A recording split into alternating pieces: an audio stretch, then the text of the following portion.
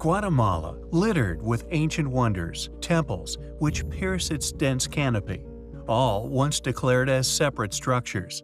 Modern technology, however, has shown that these structures, mostly now submerged by dense undergrowth, was once one huge mega-metropolis, with Tikal in particular also once containing a plaque displaying a great deluge, with the site submerged in what is depicted as a cataclysm, with a volcanic eruption also in the background of said image.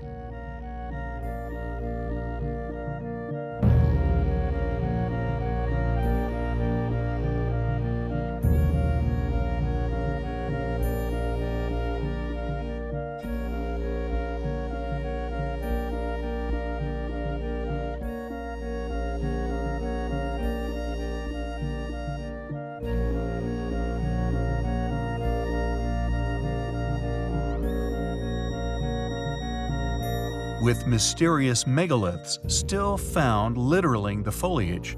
One site in particular, it would seem, evaded destruction, and the subsequent rainforest's creeping grip which has consumed much of this enormous ancient site. Known as Quirigua, it remains virtually untouched, yet the most intriguing thing regarding this site, apart from its superb preservation, are the enigmatic stone carvings not only found at the site but throughout the jungle itself. Statues and megaliths, presumably often depicting queens and kings in strange contraptions, seemingly familiar in form to modern vehicles or the interiors of an aircraft. Once claimed as mere signposts, the sheer abundance of these mystifying tributes, however, now makes this explanation unlikely. For even if merely artistically inspired, what do they depict? Why would an ancient civilization show such passion in casting these particular-looking technological devices into massive stones all over the Guatemala rainforest? With Quirigua thankfully so well preserved, we can explore a number of these baffling carved megaliths in detail. Were they trying to tell future generations something? Did they find something crashed within the forest, possibly documenting a find and proposed purposes upon these stones? Did they witness a form of craft take to the air and seemingly into the heavens? Could this have been the inspiration for why leaders of these tribes would want to be immortalized in carved, similar-appearing machines, in the hope of eternal life, or indeed a craft capable of transporting them into the heavens?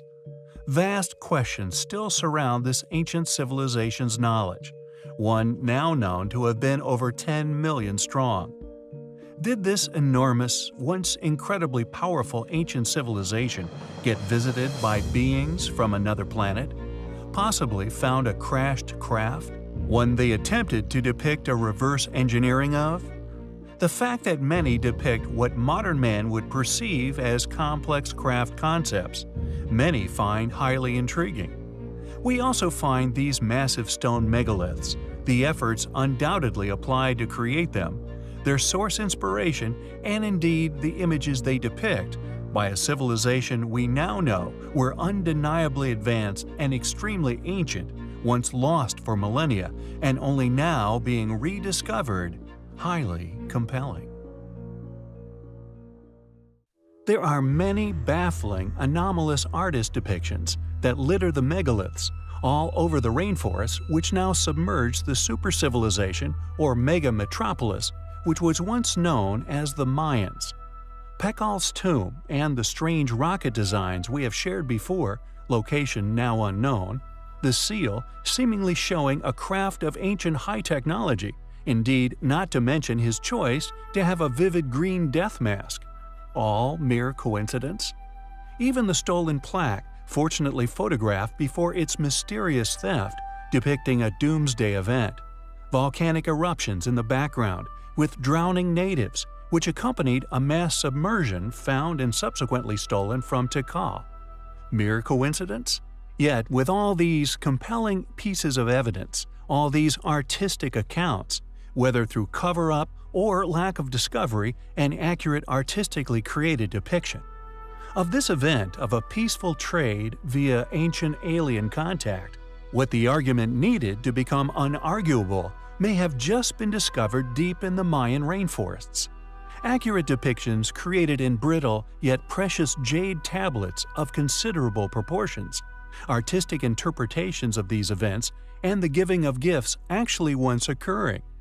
A statement released by Julia Levy, the Minister of Tourism for the Mexican state of Campeche, Luis Augusto Garcia Rosado, the highest-ranking government official to go on record confirming the discovery of this possible extraterrestrial life, said, quote, "Guatemala, like Mexico, home to the ancient yet advanced Mayan civilization, has also kept certain provocative archaeological discoveries classified, and now believes that it is time to bring forth this information."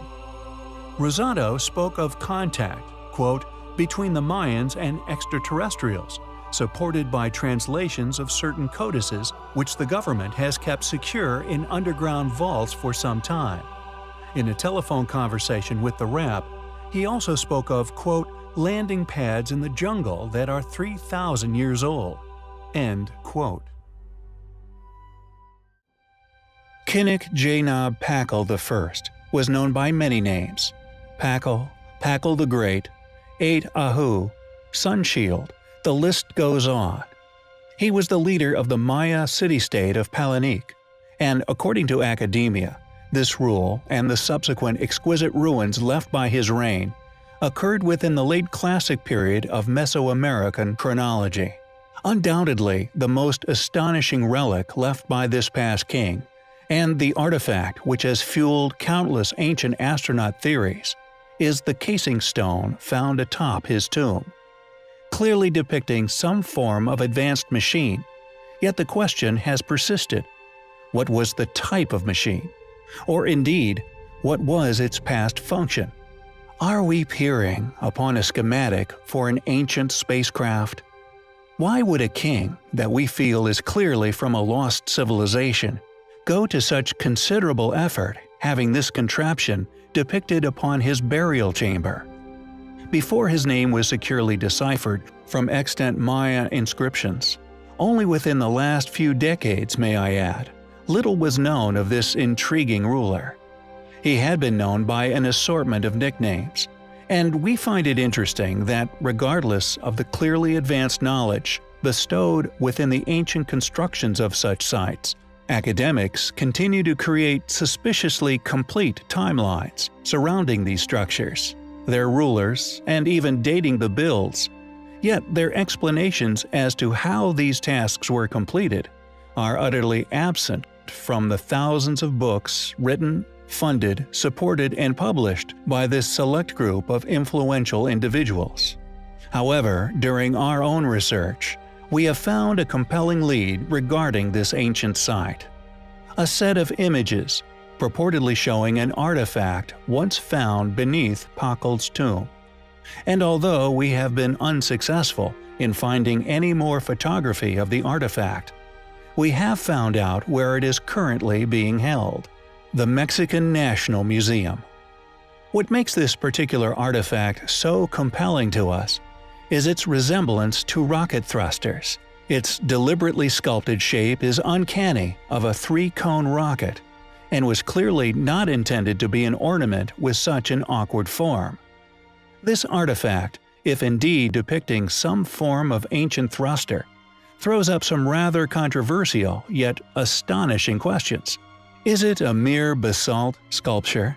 Or is it actually made from some sort of metal? Was this artifact created by Pakal? Was it his idea? Or was it a craft that his people found and subsequently brought to him? A vessel Pakal attempts to depict on the case of his tomb. According to the very limited information we were able to extrapolate from the web, it is being housed within the bowels of the Mexican National Museum. We are unfortunately yet to find any more pictures of this clearly, compellingly shaped artifact that was once found beneath a tomb many feel actually depicts a space-going craft. Why has there not been more heard of this intriguing artifact? Is it being hidden by the Mexican government? We find the shape of this artifact, its found location, and its clear academic elusiveness as highly compelling. Hi guys, so today I wanted to share with you an amazing story. It's about a very bright 15-year-old young lad named William Godori. He has found something archaeologists have missed for centuries. The young lad often wondered why Mayan cities were not located near rivers and seemed to be randomly plotted. This is where the boy made a miraculous discovery. He realized that the ancient ruins aligned with star constellations above, and by using Google Earth, he managed to match up 117 ancient Mayan ruins with star constellations, even discovering a set of 3 stars the Mayans clearly held in high regards that we were unaware of previously. I did not understand why the Maya built their cities away from rivers, on marginal lands, and in the mountains, Godori told French-Canadian magazine Journal de Montréal. They had to have another reason, and as they worshipped the stars, the idea came to me to verify my hypothesis. I was really surprised and excited when I realized that the most brilliant stars of the constellations matched the largest Maya cities.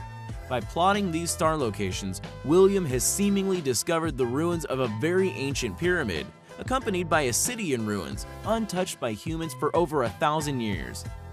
As Daniel Delisle from the Canadian Space Agency told Samuel Osborne at The Independent, the satellite images revealed certain linear features on the forest floor that looked anything but natural. There are enough items to suggest it could be a man-made structure, he said. Godori has tentatively named the lost city Kaakchi, meaning firemouth, and will be working with researchers from the Canadian Space Agency to get his discovery published in a peer-reviewed journal. He'll also be presenting his findings at Brazil's International Science Fair in 2017. However, in a strange development, a scientist, supposedly, quote, familiar with this Mexican region where the odd city-like features have been discovered, says at least one of them is an abandoned cornfield.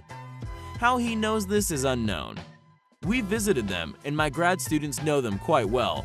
Anthropologist Geoffrey E. Braswell from the University of California, San Diego's Mesoamerican Archaeology Laboratory told George Dvorsky at Gizmodo. Whether this is an attempt at concealing the finds from the public is unknown, but it is sure to put a halt to a public disclosure of all of Godori's finds at Brazil's Science Fair. There are indeed confirmed lost Mayan cities in this region, 2 only being discovered last year. One was a completely new find, while the other was a rediscovery, a confirmation of reports of its existence. With the young man coming up with such a compelling theory, complete with confirmed hypothesis, and ruins being confirmed as dotting the 1,800 square mile region of jungle, you have to wonder how specialists construct such positive leads off from such a bright young person without further investigation, whether withheld from public scrutiny or not. As always, thanks for watching, guys. Take care. There has been a lot of incorrect information shared over the years in reference to the Mayan calendar and what exactly it predicted. Although a number of sources claimed that the end of the calendar indicated an apocalyptic event, the truth of the calendar's accuracy is, regardless, incredibly impressive. A calendar that tracks solar events and cyclical solar eclipses, along with the infamous hieroglyphic book known as the Dresden Codex, in which has now become known as the Lunar Table, documented an 11,959-day cycle, which are subdivided into groups, each of which accurately predicts solar eclipses and other celestial events far into the distant future. What's more, no one knows how old the calendar is, even academically believed to have predated the Mayan civilization, merely adopted due to its incredible insight, with it being even more accurate than modern-day calendars to as much as 10,000th of a degree. Of all ancient calendar systems, the Maya and Mesoamerican systems were the most intricate. The calendar used a 20-day month and had 2 years within our own modern calendar year, known as the 260-day sacred round, or Tzolk'in. But it also included the 365-day cycle, known to them as the vague year, or Hab. The 52-year period of time was to them known as the bundle, and meant the same to the Maya as our century does to us. The two calendars would then coincide every 52 years.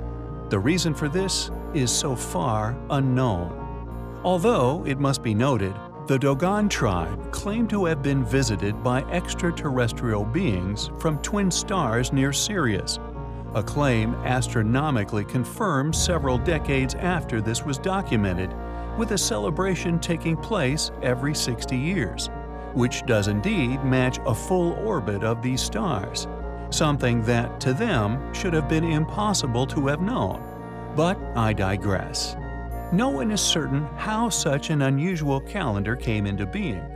Although the 260-day cycle may tie several celestial events together, with Mars, appearances of Venus, or eclipse seasons all logged as possibilities. It may also represent the interval between conception and the birth of children, used to determine important activities related to the gods.